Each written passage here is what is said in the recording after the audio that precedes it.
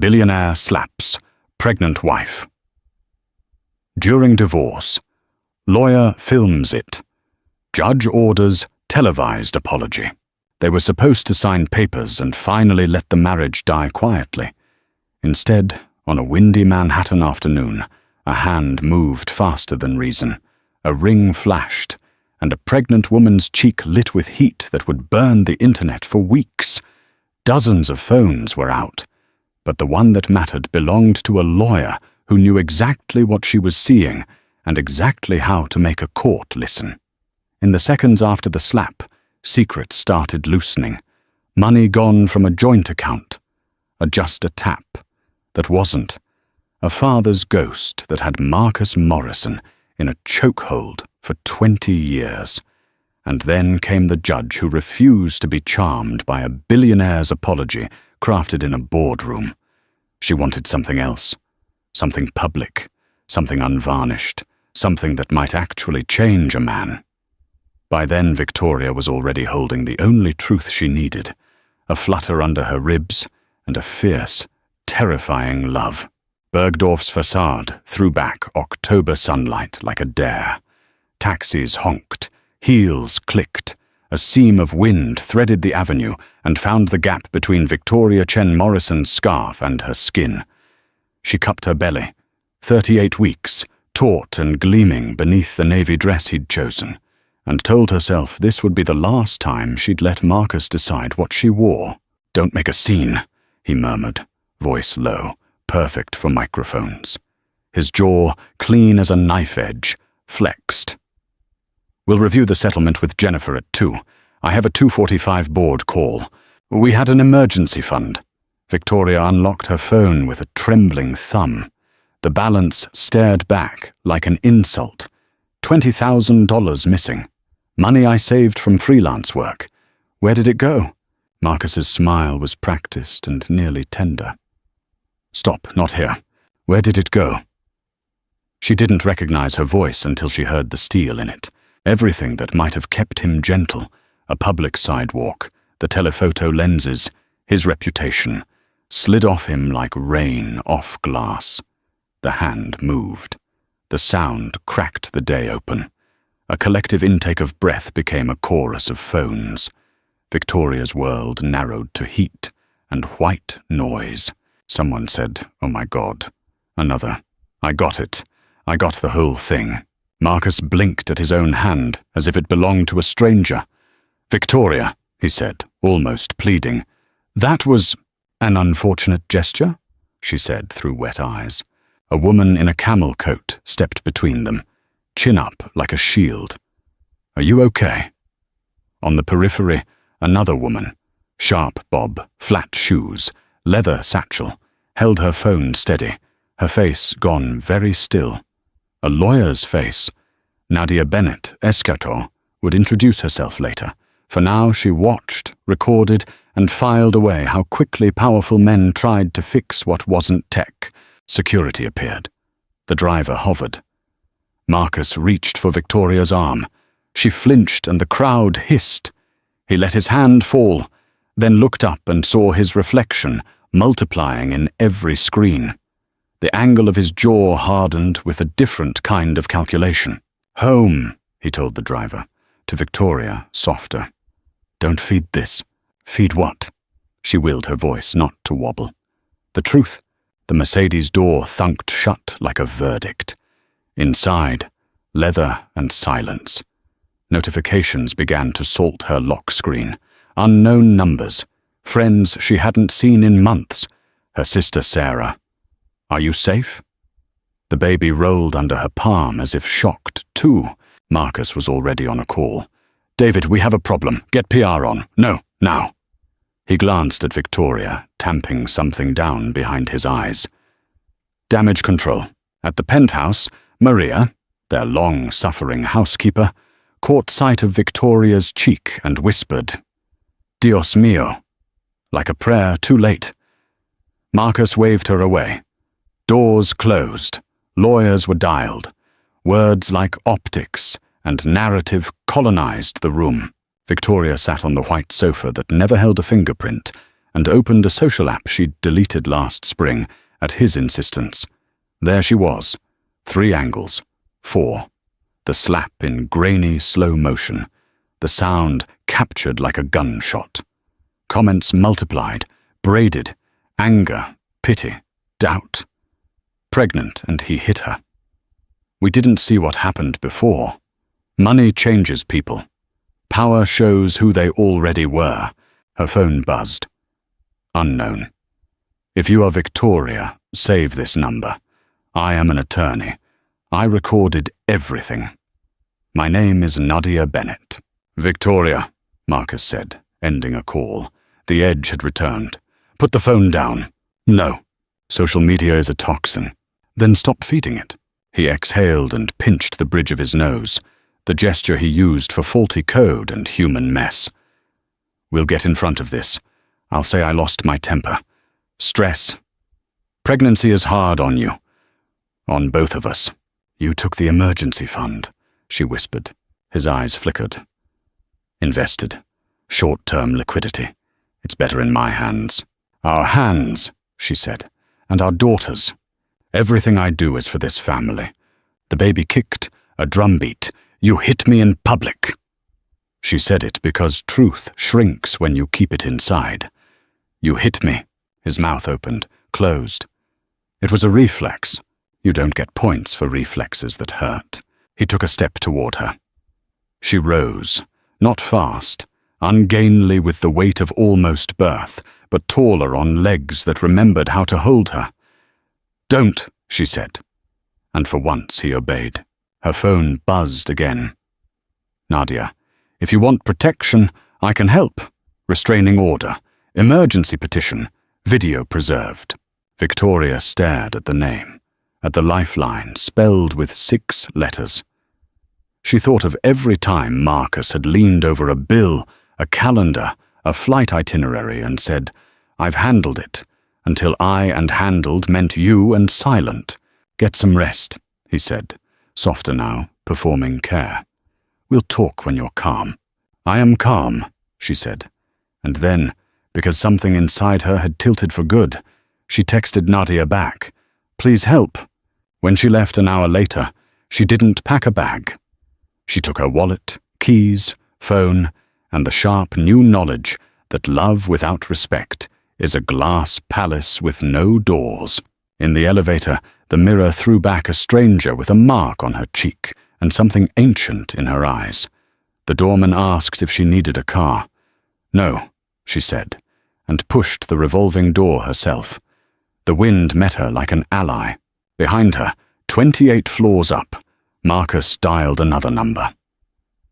Elaine, he said to the voicemail of a judge he'd gone to school with. Call me, we have a situation. Out on the sidewalk, another phone chimed. Nadia, I'm at Cafe Luna, 2 blocks south. I'll wait. Victoria didn't look back. She walked toward a future that hadn't been storyboarded for her, a slice of city big enough for women who refuse to be edited out of their own lives. Before the slap, there was the dress, the navy sheath that photographed well, Marcus said, meaning it photographed well on his arm. Before the dress, there was the nursery a decorator chose without asking the woman who would rock a child there at 3 a.m. with milk on her shoulder and a lullaby in her throat. Before the nursery, there was the slow erosion of a woman who had once negotiated brand deals across cities and time zones, who had taught herself design after midnight, whose small invoices lined a private account she updated like a secret prayer. The pregnancy had folded into the marriage like a truce. They were already separated, paperwork drafted, rings on out of habit, but the line on the test startled both of them into trying again. Marcus had bought a $1,000 stroller the same day he pushed a check across a lawyer's desk. He had placed the stroller in the living room and patted the handle like a promise. We can be a family, he'd said, as if a noun could build a bridge over an unaddressed wound. Victoria thought of the baby as light, not a fix, not a bargain chip, just an uncomplicated beam inside a complicated house. She texted her sister Sarah photos of tiny socks, ultrasound yawns. Sarah replied with the wild mix of joy and worry older sister's perfect. I'm here, always. Even if you don't answer for days, because he's scheduling you into non-existence again.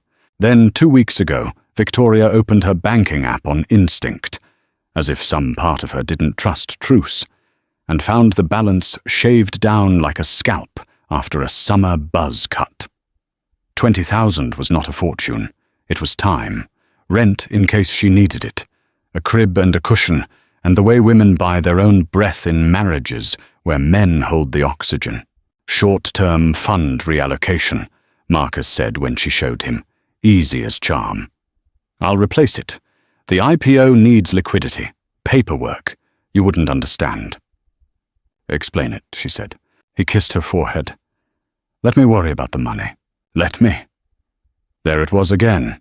His least favorite sentence structure turned inside out. She had intended to raise it at lunch, at a table with other eyes and mouths to soften the blow. Instead, Bergdorf's wind organized the moment for them. Now, in the small warmth of Café Luna, Nadia slid a cup of tea across the table and a business card across the wood. I was headed to court, Nadia said, matter of fact, when I saw him draw back his hand with the easy muscle memory of a man who's never been told no. I recognized him. I hit record.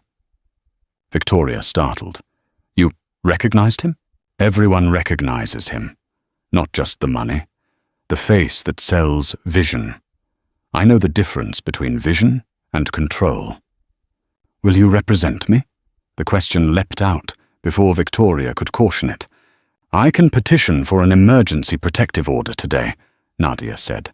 But you already have more than most women get for years. Proof.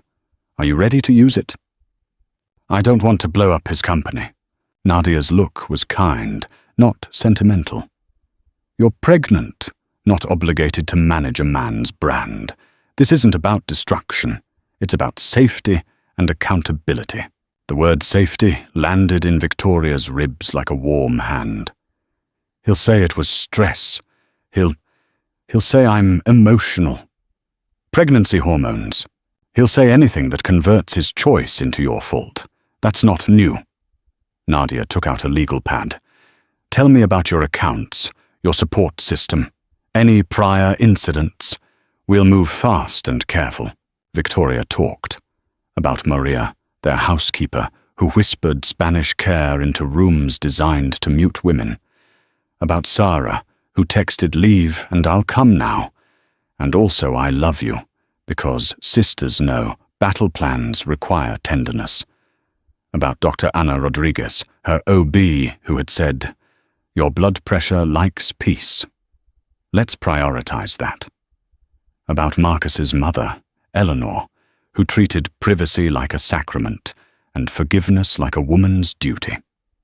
About the first time Marcus had slammed a door so hard a painting fell, and how he'd bought an expensive frame the next day and called it fixing the problem. Nadia listened with the patience of someone who knows interruption is another form of harm. When Victoria finished, Nadia said, we'll ask for a temporary restraining order, with stay-away conditions at your medical appointments and delivery. We'll request exclusive use of the apartment or, if you prefer, establish a safe address. We'll ask for immediate financial disclosures. You'll keep working with your OB. You'll rest. When he calls, don't answer unless I'm on the line. He'll be furious. He was furious, Nadia said softly. This is what happens next when you refuse to move the target back to your own body. At the courthouse, Judge Elaine Park's docket was a row of heartbreaks. Nadia flagged the case urgent. The video glowed on a screen.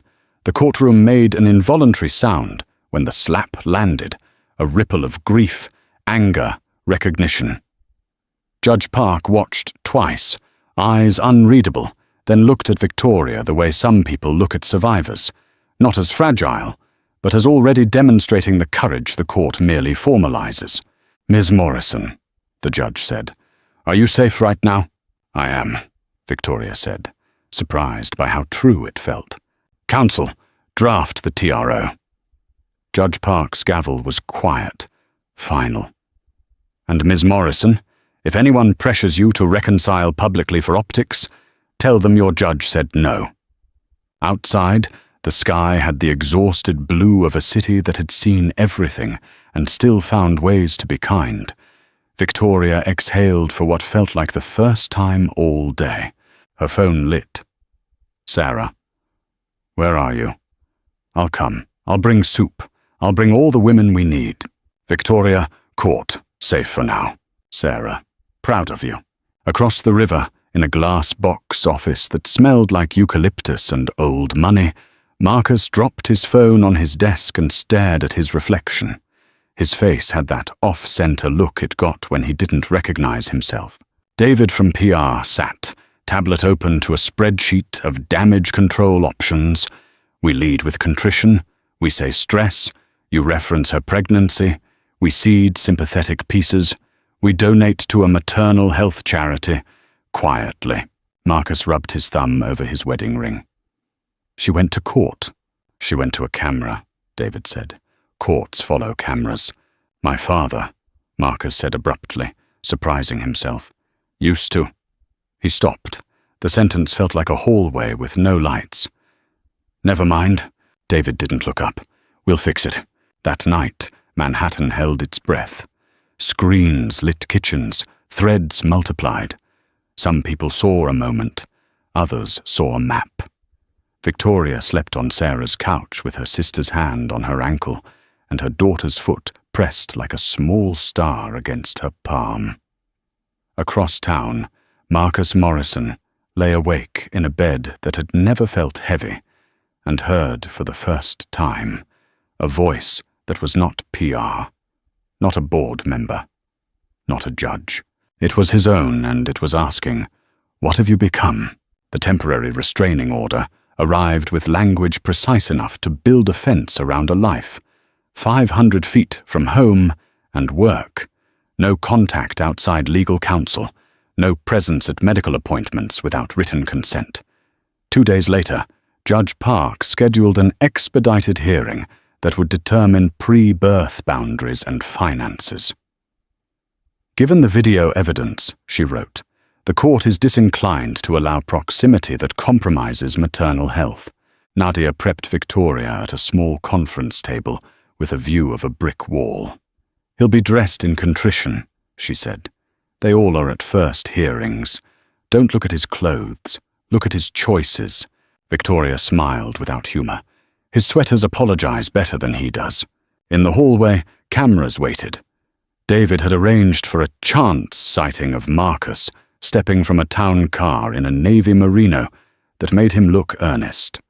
He paused for a bite-sized corridor statement. I take responsibility for my lapse in judgment. Victoria is an incredible woman and soon-to-be mother. I love my family. A reporter asked, "Did you strike your wife?" I reacted poorly in a stressful moment, he said, eyes gentle. We're focused on healing. Inside, the judge looked first at the video, then at Victoria's face, then at the man who had money, microphones, and an expression calibrated by consultants. Mr. Morrison, Judge Park said, you will answer my questions, not a camera. Yes, Your Honor. Did you strike your wife? Yes, he said quickly, surprising David, who sat behind him and went still. Victoria felt the floor steady. It was only a word, but it was the right one. Counsel, the judge continued, I am considering an order that will seem unusual. I want both parties to hear it with the seriousness it deserves. Nadia's eyes flickered, curious. The opposing counsel, Leonard Sklar, a white shoe veteran who called baby showers press opportunities, straightened. I have presided over too many cases, Judge Park said, where private harm is patched with public PR. The public watched a man hit his pregnant wife. The public deserves to watch accountability that is not scripted. If Ms. Morrison consents, I will order as part of pre-sentencing restorative conditions A court-supervised televised apology. Live, no edits. You will speak to the harm, not your brand. You will fund a program selected by Ms. Morrison's counsel for survivors of economic abuse. You will attend a 24-week batterer intervention program and individual therapy with a clinician approved by the court. You will not attend the birth. You will submit a co-parenting plan drafted by a court-appointed specialist before this child is 1 month old. Violate any of this, and you will be remanded. A murmur ran through the gallery like current. Sklar rose, the smooth disbelief of a man unfamiliar with limits. Your Honor, compelled speech. I am not sentencing today, Judge Park said. I am setting restorative conditions for a deferred sentence contingent on compliance with my orders. If your client prefers jail and a permanent criminal record, I can arrange that. He is, after all, on video. Marcus swallowed. Your Honor, I consent. Nadia leaned close to Victoria. This isn't about humiliation. It's about truth. If you're willing. Victoria thought of all the women whose DMs filled her phone with 100 versions of the same story. I thought I was crazy until your video made sense of my life. She nodded. I consent. In the corridor, David managed to get a statement out of Marcus that both acknowledged the judge's order and minimized outrage. But later, when they were alone in a conference room, David's tone sharpened. A televised apology, Marcus. Liv, that's a messaging trap. Maybe the message isn't supposed to be for me, Marcus said, hearing in his own voice the rough edges of a man not yet good, but tired of his own lies. David blinked. You're emotional. Maybe I should be. He left the firm with a packet of court orders and a list of weekly appointments that looked more like a life than his calendar had in years. Therapy, class, supervised visits to be discussed post-birth. In the car, alone, he called no one. He stared at his hands until they were just hands and not tools built for closing deals. He thought of his father, Benson Morrison, the original charmer, looming over a small kitchen, voice like thunder, apologies like rain that never watered anything. That night, he dreamed of his daughter as a lighthouse, blinking from a fog he'd made. Across the river, Sarah set out 2 mugs and a plate of her famous 2 buttery shortbread. Victoria ate one still warm and laughed for the first time since the sidewalk. It sounded rusty and miraculous. What if he actually changes? Sarah said softly. Victoria shrugged, feeling both stubborn and cautious hope. Then our daughter gets a father she can respect. That isn't my job to engineer. It's his. And you? I want peace, she said. And a crib I choose myself. Nadia texted. Judge signed the order. We'll coordinate with the court media office for the apology. Do not read comments tonight. Sleep. Victoria placed the phone face down. She rubbed the place where a tiny foot pressed her from inside, as if Emma, already impatient, wanted to kick her own story forward. We're okay, she whispered. We're going to be okay. Marcus tried on remorse like a suit. Navy, charcoal, softer wool. But remorse is not an outfit. It's a renovation you live inside while the walls come down. He started therapy with Dr. Lionel Green in a quiet office above a florist that smelled like cut stems and clean endings. Dr. Green was not impressed by money or myth. You can't manage your way out of yourself, he said on day 1, crossing his legs and waiting. I was provoked, Marcus said, and then flinched, not from the therapist, but from the way the sentence tasted like something his father would say. By what? By being questioned, he admitted. By not being obeyed. By being human with another human, Dr. Green said. Tell me about Benson. Marcus told a neat story at first. By week 3, the story spilled. The kitchen table monologues, the sudden shouts, the soft apologies that fell like confetti over a mess no one was allowed to clean. his mother's smallness in rooms, his own early genius at reading danger in footsteps on the stairs. Violence taught you to survive, Dr. Green said. Then it taught you to control. That is the hinge you need to break. Meanwhile, David orchestrated optics, donations, statements, whisper campaigns that framed the slap as a stress event in a high-pressure environment. Judge Park's order complicated the script, restorative conditions that couldn't be spun. Lean in, David advised. Make the apology your brand pivot. Marcus startled at the nausea the phrase produced. What if we just apologize? Then apologize, David said, baffled. Just make sure it's good TV. On the other side of the city, Victoria made small choices like they were vows. Green instead of navy. Soup instead of a skipped meal. Maria's number on speed dial, because love sometimes works for you and calls itself housekeeping. She met with a court-appointed co-parenting specialist, Dr. Portia Lang, who looked at Victoria like a whole person, and at Marcus like a problem that could be coached into fewer sharp edges if he stopped pretending he had none. In high-conflict co-parenting, Dr. Lang said, our goal isn't to make you friends. It's to make you safe, functional, and boring. Boring is a gift to children. Victoria laughed. Boring sounds like heaven. They drafted a tentative plan for post-birth communication, an app that time-stamped messages, a set of rules for tone, a checklist that avoided landmines like, I told you so, and if you cared. Marcus would be offered supervised introductions to his daughter at a family centre after Victoria's doctor cleared her. All financial support would route through a trust administered by a third party. No surprise visits. No public narratives. At night, Victoria read messages from strangers who were suddenly not strangers at all.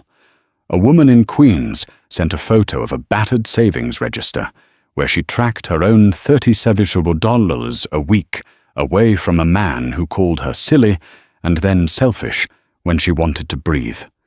A college student wrote, My mum had no video. I'm glad you do. A male CEO, anonymous handle, messaged, I learned to win from a father like yours. I'm learning to stop. Dr. Ana Rodriguez watched Victoria's vitals with a protective eye and a sister's grit. Your blood pressure approves of boundaries, she said, half joking. Hold true.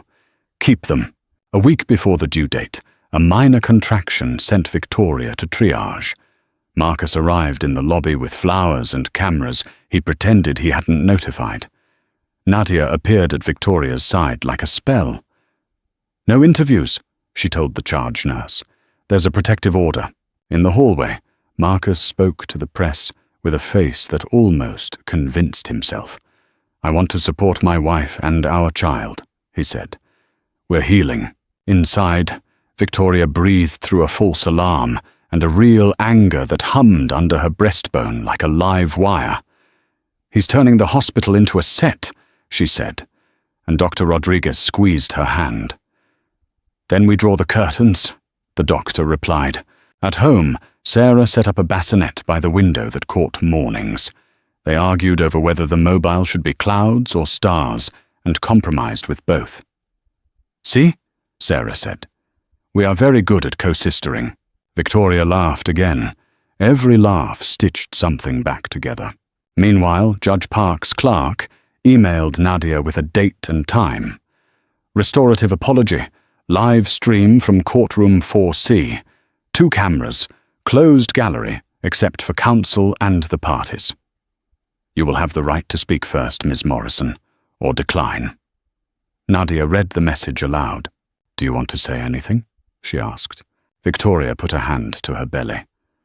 The baby pushed back, a punctuation mark.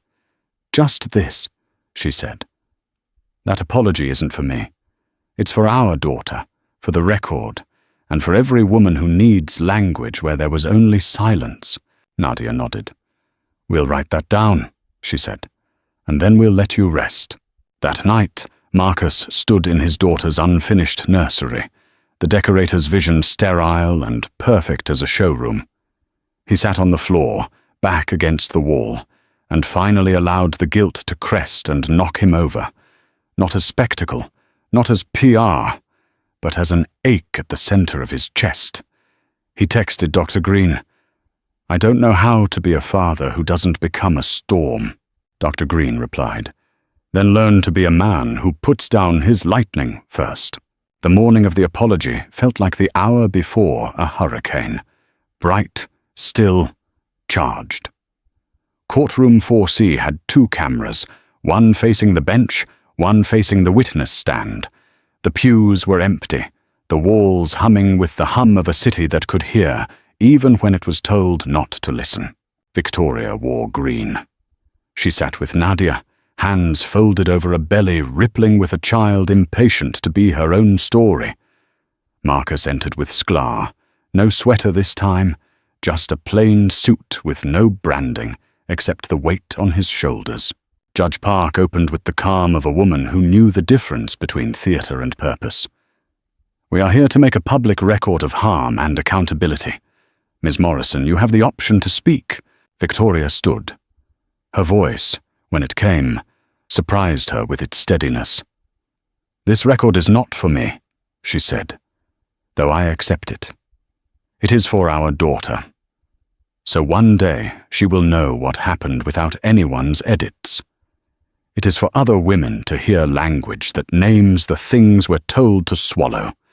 It is for you, Mr. Morrison, to say the truth loud enough that it reaches the parts of you that still think control is love."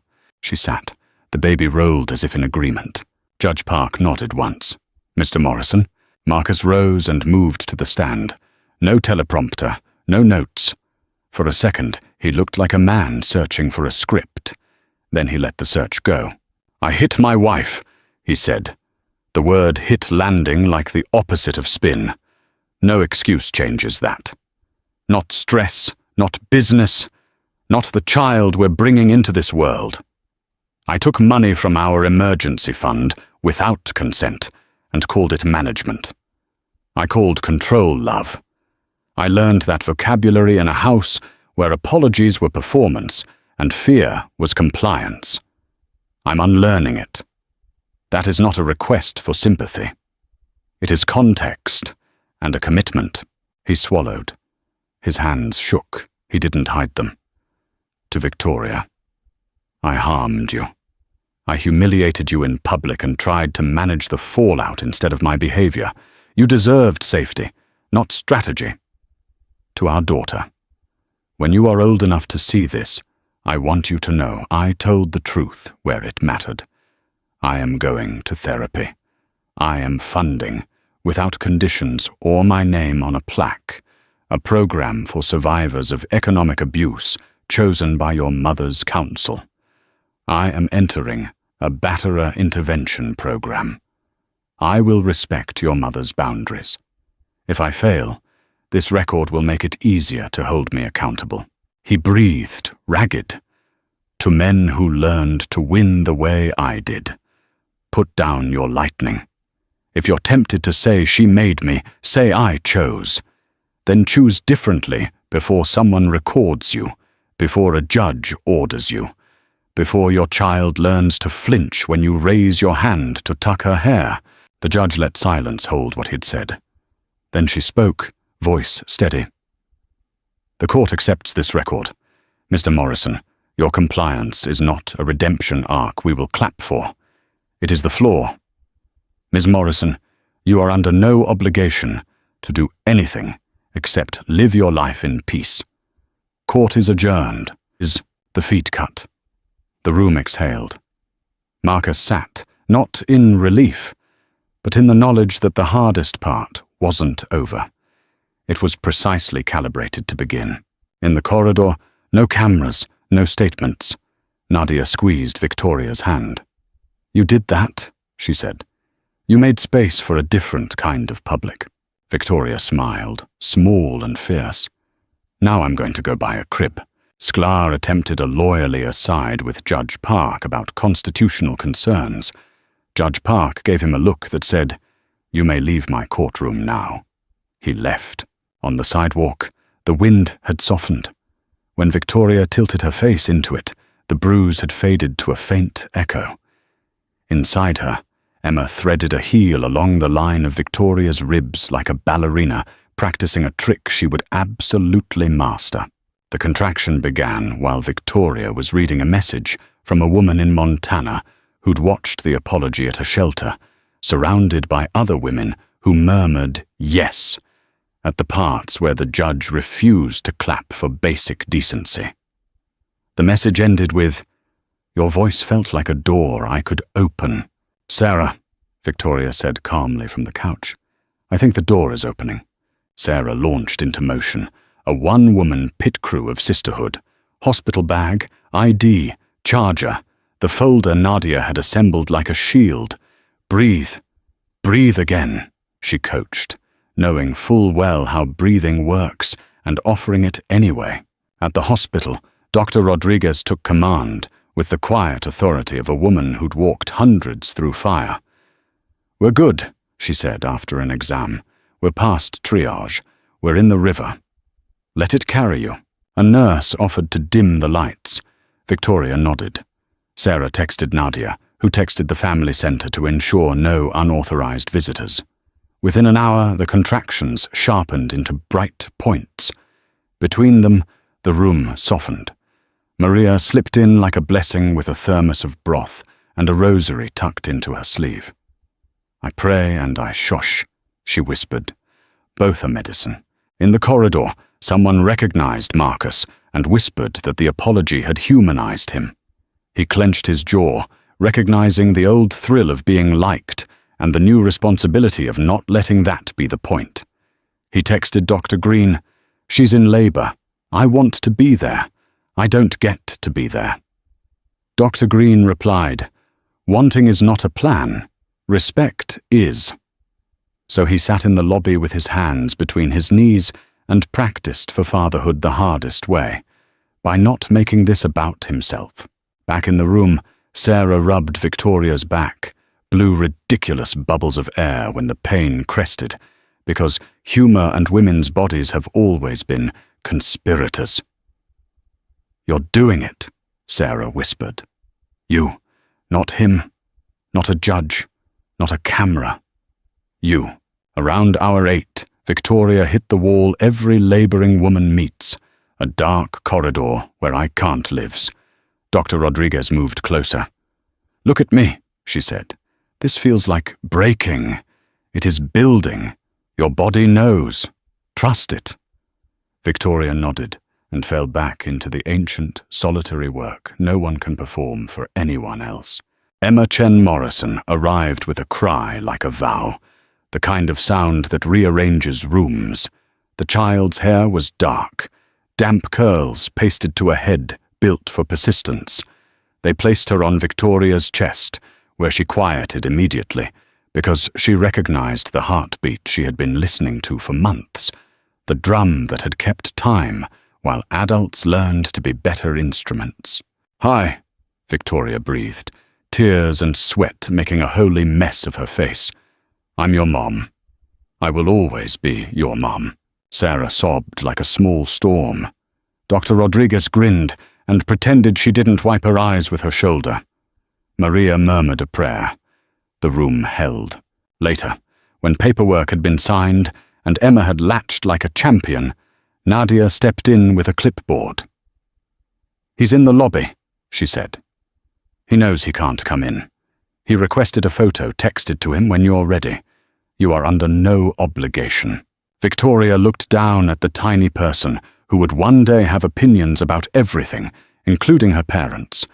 The court orders were a fence. Inside it, Victoria found a gate she could open on her terms. "Take this," she told Sarah, angling Emma to catch the light. The photo captured an unvarnished domestic glory. A mother with hospital hair, a baby with a frown line, like she was already considering case law, a sister's hand in the corner like a blessing. It was perfect. Sarah sent it with a 7-word message. Healthy, safe, boundaries remain. Be better now. In the lobby, Marcus's phone lit. He pressed the photo to his chest like teenagers do with crush notes. He didn't text back, because the message didn't ask for a reply. He stood and walked into the parking lot where the city's bright noise met night edges.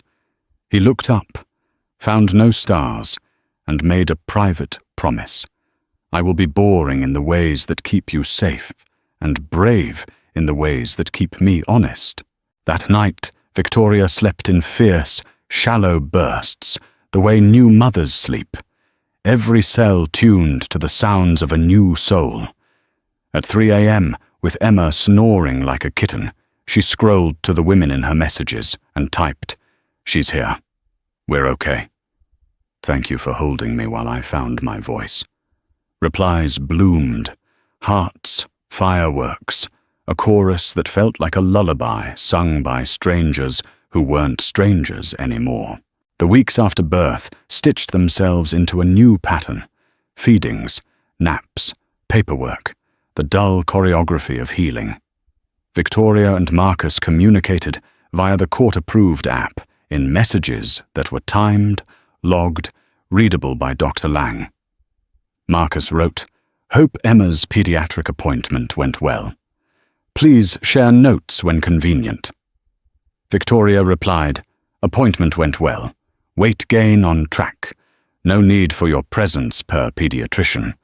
They were cordial the way countries are after an armistice. The first supervised visit was scheduled at a family center, decorated with primary colors and second chances. Marcus arrived 10 minutes early, hands visibly empty, as instructed. A clinician named Mr. Rivera briefed him without deference. "You will follow Victoria's lead. You will not narrate your version of events. You will hold your daughter when invited. You will hand her back when asked." When Victoria entered, Emma in a sling, the air ran a quick scan of both adults for static. None sparked.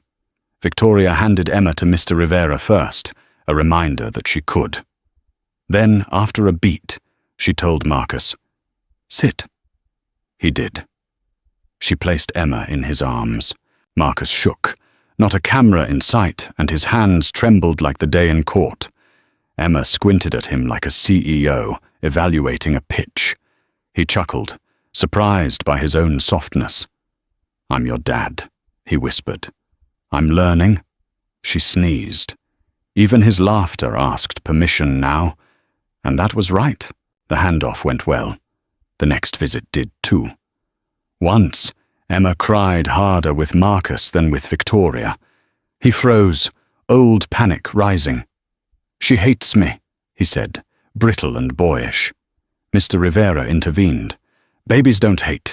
They calibrate. Keep holding." At home, Victoria practiced being the kind of mother who didn't narrate fatherhood to her child. She let Emma discover her father safely, with guardrails and trained eyes. She let herself vent to Sarah, and not the internet. She let Nadia handle the mails. She let the crib, purchased with her own money, become a sanctuary instead of a set piece. Marcus's company felt the ripple. 2 board members resigned from committees quietly. 1 client paused a contract. The IPO froze in a fog of moral math. For the first time, Marcus didn't fight that consequence with all he had.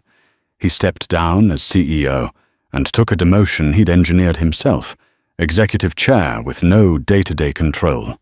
"If I win again, it will be clean," he told Dr. Green, "or I won't win at all." He began speaking anonymously to men in his program who wanted to be better and didn't know how to be without an audience. He wrote checks that didn't come with press releases. He learned to cook 3 things: pasta with mushrooms, breakfast eggs, and humility. He failed at humility daily and tried again. One afternoon, he brought Emma a board book during a visit, Global Babies, and asked Mr. Rivera if that was allowed. "Books are encouraged," Mr. Rivera said, then smiled. "Opinions are for adults. Babies are Switzerland." Meanwhile, Nadia reported to Judge Park like a woman determined to institutionalize hope. "Compliance on all fronts," she said. Therapy, classes, financial disclosures. The fund for survivors is fully capitalized. He hasn't missed a visit or a payment. Judge Park nodded. The floor, she said. Good. Keep it level. Victoria found herself surprised by the peace that grew in the absence of constant manipulation.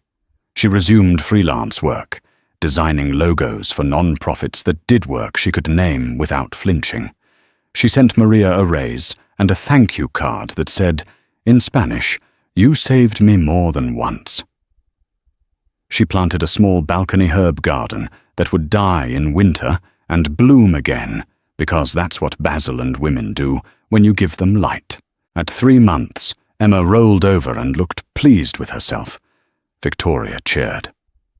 Later, during a visit, Marcus watched the video and cheered too. It wasn't the same as being there, and it was exactly what accountability looked like. Sometimes you miss the first role because your child's mother feels safer when you're not in her living room. You clap anyway. 6 months out, life had texture again. The apology video was now used in trainings for judges, social workers, and corporate boards. Not as a pat on Marcus's head, but as a case study in how public harm requires public accountability and how systems can refuse to be impressed by men who are very good at being impressive. Victoria spoke twice, by choice, on her terms.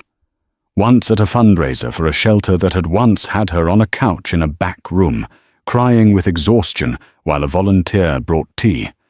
Once in front of a group of family court judges who listened like students and colleagues. She didn't tell her story to bleed in front of strangers. She told it to seed language in rooms where policy is born. Marcus attended neither. He watched clips later, alone, and cried like a man who was learning the difference between guilt and grief. Dr. Green called it his guilt spiral, a predictable weather pattern. Guilt says I am bad, the therapist said. Grief says I did bad. Grief invites repair. Guilt invites performance. Which one do you want? Grief, Marcus said, and meant it in a way that felt like a muscle strengthening. There were setbacks. One afternoon, when a visit ran long, Victoria's text was sharp. Return her at the agreed time. Marcus typed an irritated reply, traffic, and then deleted it, replaced it with, understood. Won't happen again. He set a timer on his phone, labeled Emma, not ego. He arrived early next time and sat in his car, learning patience the way one learns a language late. In therapy, he said, I want to be the man she thinks I am when she's sleeping. You become that man awake, Dr. Green replied. A quiet moment arrived that neither of them had storyboarded. Emma's first belly laugh. It happened on a rainy Tuesday in the family centre playroom, when Mr. Rivera, stoic, unflappable, put a puppet on each hand and did a surprisingly deadpan dialogue about vegetables. Emma startled, then laughed so hard she hiccuped. Victoria and Marcus looked at each other, reflex, to share the miracle. The old bridge between them, the one made of denial and performance, was gone. In its place, a tiny footbridge appeared, a shared human moment built for exactly one thing. They smiled, small, careful, and then looked away, each understanding that this was what reconciliation looked like in the real world. Not a grand, sweeping score, but a series of small, quiet yeses to the personhood of the other parent of your child. That night, Marcus messaged on the app, "Thank you for letting me be there for her laugh." Victoria typed, "You were appropriate and on time." That helps. It was not poetry. It was progress. Judge Park scheduled a review hearing at 9 months. In court, she asked questions with a merciless, almost maternal clarity. "Mr. Morrison, tell me what you learned in your program." "That power without accountability is just a storm," he said. "That control is not love. That apologies end when behaviors don't change." "Ms. Morrison, do you feel safe?" "Yes," Victoria said without hedging. "Safer," She glanced at Marcus. And clear. Judge Park nodded, wrote, and then looked up. The court continues supervised visits for now, with the option, upon Ms. Morrison's consent only, to move to structured, unsupervised daytime visits at the 1-year mark. The floor holds. When they left, Marcus held the door for Victoria without ceremony. She didn't say thank you, and didn't owe it. He didn't expect it, and that was the point. On Emma's first birthday, the co-parenting specialist hosted a little gathering at the center. Cupcakes, a candle, a chorus of off-key adults. Victoria lifted Emma up to blow. Marcus didn't lean in, didn't claim a place he hadn't been invited to. Yet when Emma reached for him after, and mashed frosting into his lapel, he laughed and wore it home. That evening, after Emma slept, Victoria stood at her window with a cup of tea and let the city move. She put on the green shirt Emma had pointed at, with a wet finger smeared with icing. She thought about love, redemption, and the dangerous fantasy of perfectly fixed. She thought about second chances that belonged to children more than to couples. She texted Marcus 2 photos, Emma with cake hair, Emma with cake feet. He typed back, "Thank you, I'm grateful." She didn't reply. The conversation between them now included silence that meant respect. A year and a day after the slap, a different stage. A community auditorium in Queens, folding chairs and warm lights, a benefit for a legal clinic that took payments in casseroles. Victoria sat on a panel with Nadia, Dr. Lang, and, at her request, Judge Park, who had agreed to speak in general terms about restorative justice when the harm is filmed, but the repair must happen off-camera. Marcus sat in row 6. He had asked permission to attend through the app. Victoria had said yes. He wore no suit jacket, no watch anyone could clock from the back row. He kept his eyes on the speakers and his hands on his knees, smiling when others smiled, learning when others learned.